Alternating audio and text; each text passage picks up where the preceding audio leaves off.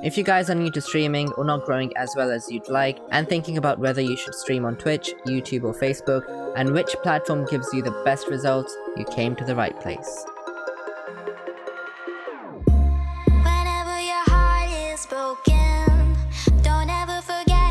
Hey guys, Leonfire here.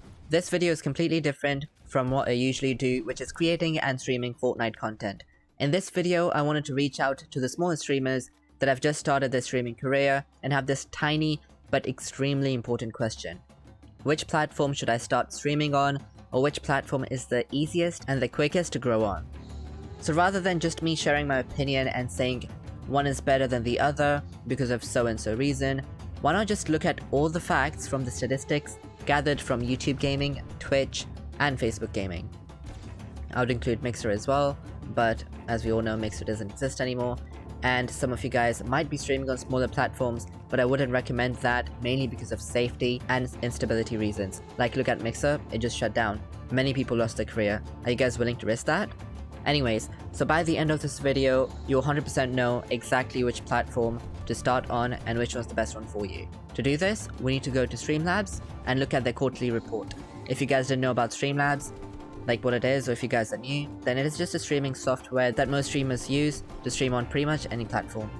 This means that Streamlabs is able to record all the data and allow me today to compare the different platforms.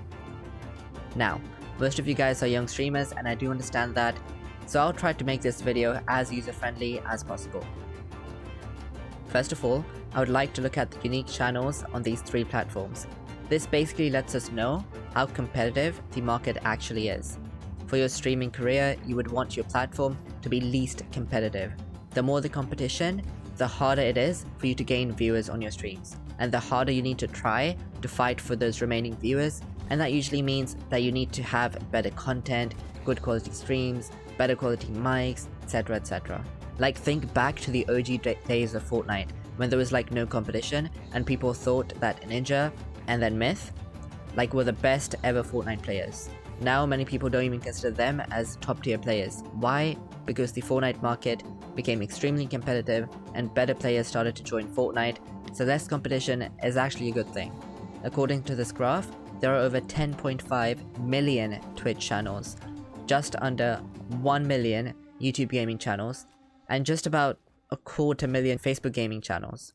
This means that the Twitch market is extremely saturated or competitive, and if you guys are just starting out on Twitch, you're not gonna gain overnight fame, but this analysis misses out on a key factor, which is the amount of viewers on each platform, because you can have a lot of Twitch channels, but if you have tons of viewers, or rather their watch time, then it wouldn't matter. So let's have a look at that. So this pie chart shows the total hours streamed and the total hours watched. Look at Twitch.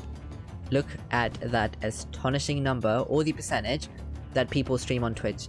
91.1%. Yep, these are the kids that stream on Twitch for 16 hours a day and they barely get one viewer for it. Because if you look at the total hours watched, even though Twitch streams like 91.1% of the share, it only gets 63.6% of the total hours watched. Wait, so what happens to the remaining 27.5%? Well, that's the Twitch audience with 0 viewers. Yep, almost a third of Twitch streamers get 0 viewers for all the effort that they put in. Why? Competition. Let's look at YouTube. YouTube only takes 5.5% of the total hours streamed, and look at the watch hours. Wow, 22.5%. That's almost a quarter of the entire pie chart. That's the kind of return I personally would look for when I start streaming. Let's look at Facebook now. It only takes 3.4% of the total hours streamed. And you would think that that's a tiny percentage, so not many people would be watching it. But the total hours watched takes 14%. That's insane. So now, would you want to be a Twitch streamer that streams for 16, 20, 24 hours a day for a year straight with like 0 to 1 viewer? Or would you want to be a streamer on YouTube or even Facebook gaming who doesn't even stream for that long but gets so much audience? Just because there isn't enough competition there. So that's the basic analysis done, because I know that you guys want more of this, so you can better make up your mind. So how about performing an individual analysis on all three platforms, just to see if that was just like a one-off luck-based report, or whether there is a promising result in the future as well. Let's look at Twitch, because I know most of you guys are Twitch streamers. So according to Twitch, the number of unique channels have been going up and up. And that's super sad because it's already saturated, and coronavirus played an important role because in Q1 2020, which is the first quarter of 2020, coronavirus happened and many people were confined to their house. And so everyone and their mum and dad and grandparents started Twitch streaming, plaguing the entire Twitch community even more. It did lead to the Twitch average viewership to go up, because that meant more viewers were available at that time to watch these new streamers. So people did see rapid growth, as you guys can see from the chart. But right before coronavirus, so look at Q4 21, you can see that the average viewer base was plummeting, and that was a bad sign for Twitch. Coronavirus helped as it went up top, but as you guys can see, it is going downhill again, and will correct itself. Also, if you guys want to compare the total hours streamed and the total hours watched, you can see that these Twitch streamers are still streaming the same amount of content, but the total hours watched are going down significantly. So that basically means that the new Twitch streamers that started out during coronavirus, they're gonna lose most of their viewership, which was already less than 1 viewer per stream on average. That's a really poor sign. Now let's move on to YouTube Gaming and see whether it has better statistics compared to Twitch. So as you guys can see, the number of unique channels on YouTube are going down, but why? And is that a bad thing or a good thing? Duh, it's amazing. It's like saying, dude, the treasure is all yours. Go ahead and take it. But why did the line dip so bad in Q3 2019? Remember Mixer? People started to hear about Mixer as a new platform, and they were like, ooh, that's so cool. Ninja is joining, Shroud is joining, others are joining too. Let's go ahead and take it. So they went there, and then we know how that story turns out. But whoever was left on YouTube and didn't switch to Mixer, yeah, they snowballed it pretty hard, trust me. All the viewers that were left without a streamer, they dispersed into this existing streamer base. Happy days for them. I wish I had my YouTube channel then, but let's not get into that. Also, as coronavirus happened, many people didn't know about YouTube as a streaming thing, because after all, if you're a streamer, you have to be on Twitch, right? So due to that false and incorrect mentality, people didn't increase the competition on YouTube nowhere as much as on Twitch, so that was another win for streamers on YouTube. But what about the viewership? Like, okay, competition didn't increase, whatever, but did the viewership go up or not? Because otherwise there's no point. Well, yeah, pretty hard. Competition stayed the same pretty much, but the viewership went through the roof, and as you guys can see, it is still going up.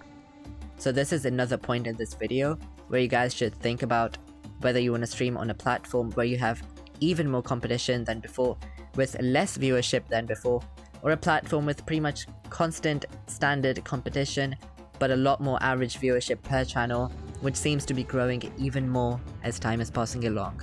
Think. Also, I want to compare the total hours streamed to total hours watched on YouTube as well.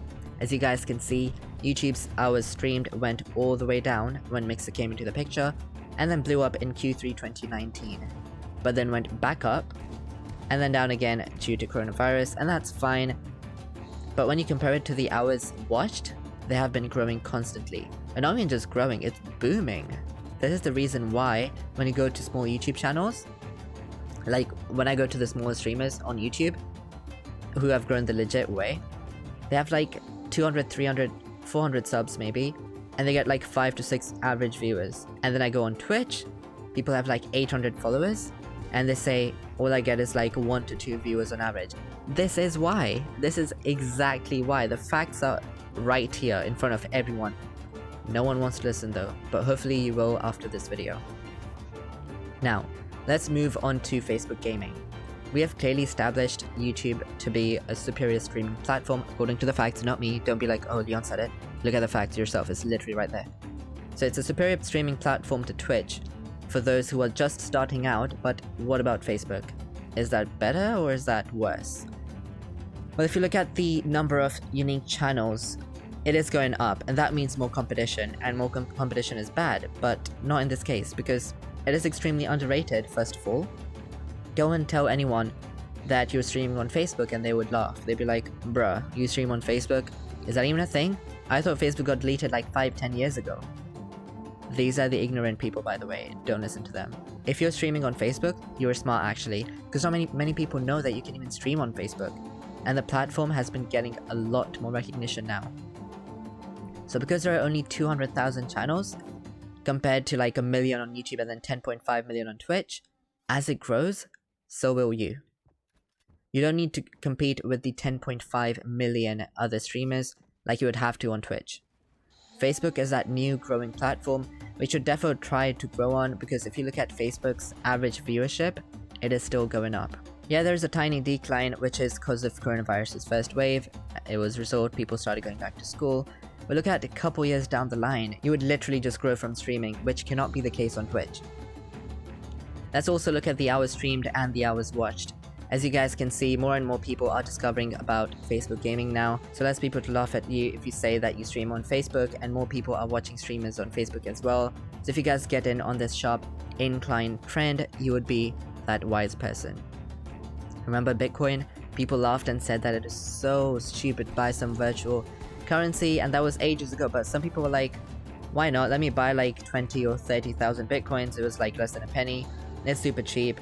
And then recently you guys saw how people were being jealous of the same people that they laughed at, because that one Bitcoin that costed less than a penny became worth like more than $10,000. So yeah, be smart, don't follow the crowd, lead the crowd.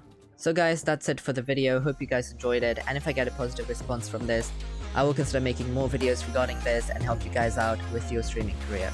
If you guys found this video useful, please drop a like, share it with your fellow streamers, and don't forget to subscribe with notifications on. See you guys in the next video. Bye!